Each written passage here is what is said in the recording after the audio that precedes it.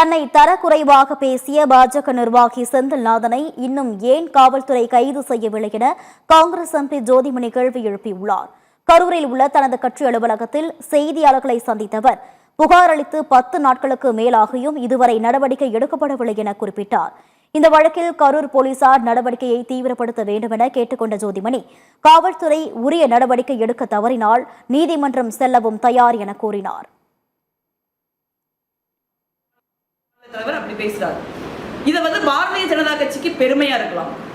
ஏன்னா அதனாலதான் இன்னைக்கு வரைக்கும் அவர் மேல ஒரு நடவடிக்கை எடுக்காம இருக்காங்க. பாரதிய ஜனதா கட்சியின் மாநில தலைவர் அவரே பெண்களை ஆபாசமா பேசக்கூடியவர் தான். அவர்ல இருந்து யாரும் பாரதிய ஜனதா கட்சியில இதுவரைக்கும் கருத்தே சொல்லாம இருக்காங்க. அவர்களை பொறுத்த வரைக்கும் பெண்களை ஆபாசமாக பேசுவதும் பொது வாழ்வில் இருக்கிறவங்களை இழிவாக சித்தரிப்பதும் அவர்களுக்கு பெருமையான விஷயம். ஆனா அது என்னை போன்ற பெண்களுக்கு, தமிழ்நாட்டில் இந்தியாவில் இருக்கிற பெண்களுக்கு சட்டத்திற்கு அது பெருமையான விஷயம் கிடையாது. அது ஒரு தண்டிப்பிற்குரிய ஒரு குற்றம். ஸோ இந்த மாதிரி ஒரு தீவிரமான ஒரு செக்ஷனை போட்டு ஆரம்பத்தில் காவல்துறையில எங்களுக்கு கோஆபரேஷன் இருந்தது. ஆனா எனக்கு 10 நாள் ஆகிருச்சு.